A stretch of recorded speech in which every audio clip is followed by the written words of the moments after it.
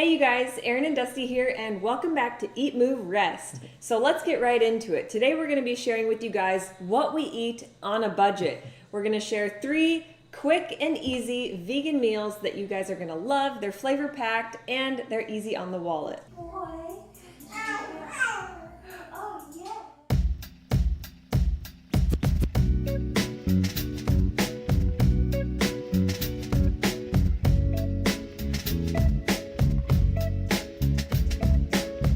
I'm good, she good, we good, it's all good, and that's good, that's good, that's good, 'cause I'm good. So Erin and I haven't always shopped on a budget. You guys have seen our vegan food haul videos and you're probably like, oh my gosh, how much money do they spend? Well, as most of you know, we just got back from Costa Rica. We lived the Pura Vida lifestyle. Grow your own food, take life as it comes, living simply, cheaply. It inspired us to do this video and show you guys how you can actually eat a vegan diet on a budget. Right, so when we were in Costa Rica, there was no Whole Foods or Costco.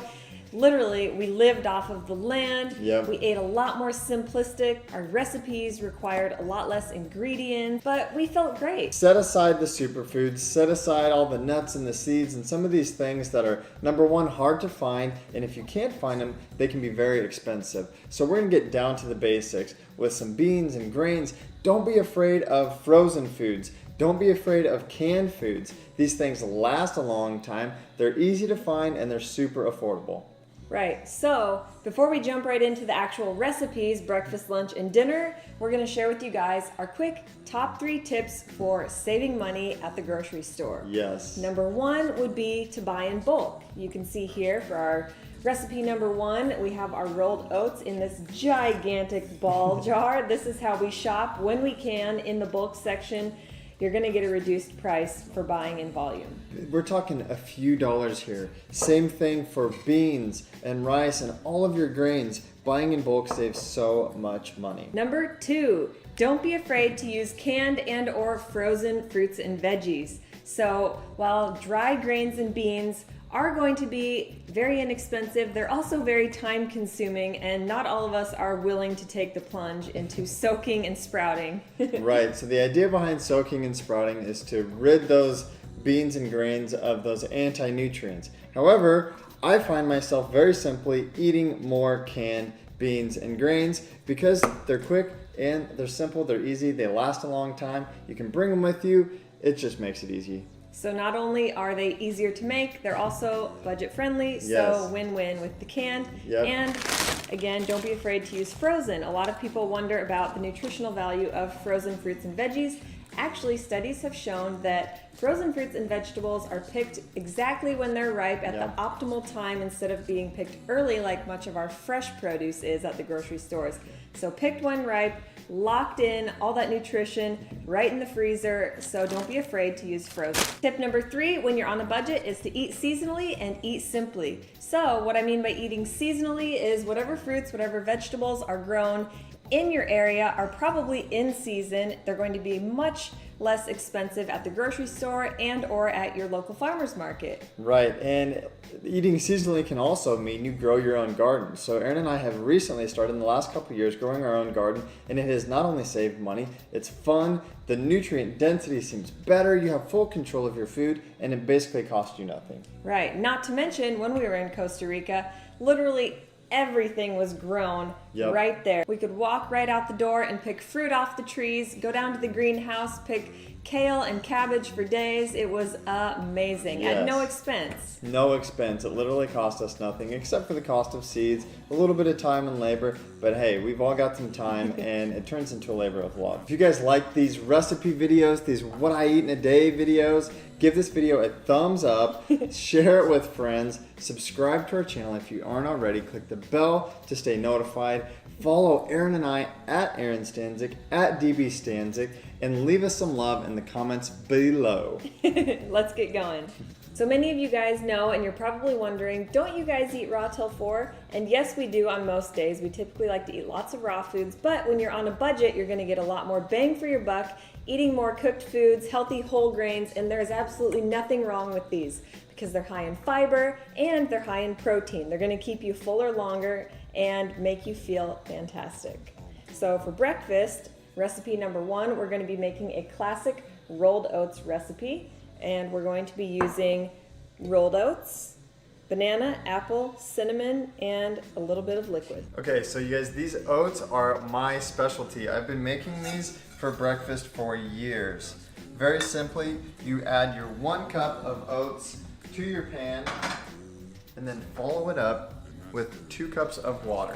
Add your 2 cups of water to your 1 cup of grains, or your rolled oats in this case. Put them on medium heat. I'm notorious for overflowing my oats, so make sure you reduce the heat and keep stirring. They only take a few minutes, so keep an eye on them. When they're fluffy, they're good to go. Perfect example of what not to do. I just did what I said not to, and that was overflow my oats. Now I've got a huge mess to clean up. Keep an eye on your oats at all times. They cook up super quick. Okay, so to sweeten our oats, I'm going to simply mash a banana.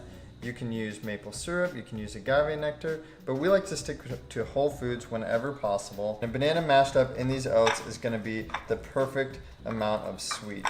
Not to mention, bananas are ridiculously cheap and super easy to find. Okay, for a little added flavor and nutrition, we're simply gonna dice up an apple to add to our oats.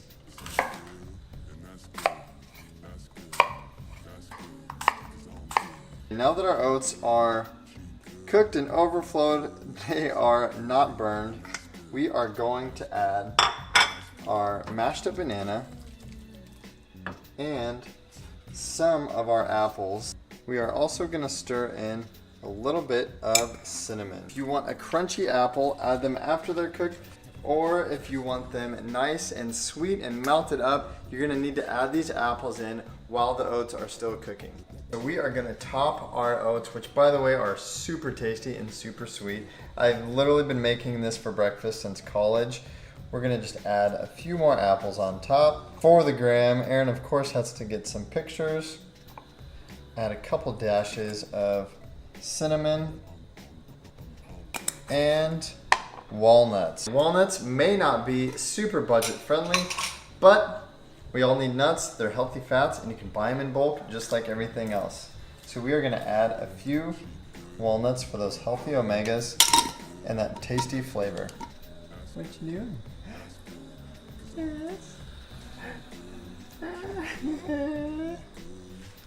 All right, moving on to lunchtime, we are going to be making a Chipotle-inspired burrito bowl. So, again, with our bulk produce, we've got our white rice in our mason jar. We're gonna use 1 cup of white rice with 2 cups of water, get that boiling.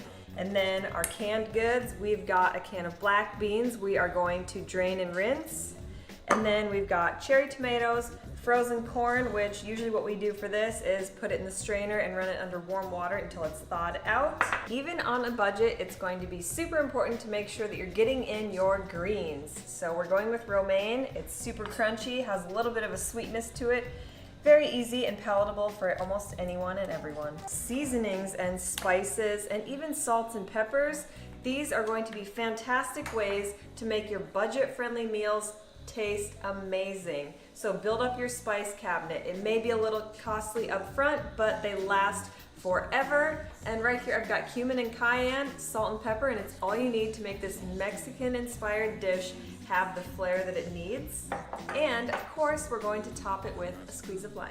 So now we are gonna make our rice. We are gonna add just over 2 cups of water. Sometimes rice soaks up a little bit more. So 1 cup of rice and just over 2 cups of water to cook this rice up. So we're gonna take our salt and pepper and our spices and give our beans a little flair. A few dashes of cumin will help to give your beans a nice Mexican flavor. And then kick up the heat with cayenne to your liking. Lastly, I'm going to add a squeeze of lime. That's good, 'cause I'm good.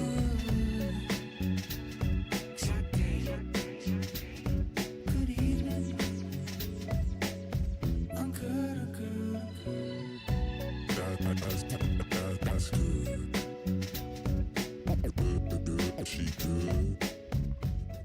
So anytime you get avocado or guacamole added to anything, anywhere, don't they tell you that it's going to cost you extra? If you're with me, then you don't care. So avocado is one splurge that we always make because it's a lot of bang for your buck, calorie-wise. These healthy fats are going to help keep you satiated, and they make your dishes a lot more flavorful and savory. She good, we good, it's all good, and that's good, that's good, that's good. Breakfast and lunch down. Dinner is on its way, and I'm feeling a little hungry. I often snack between meals.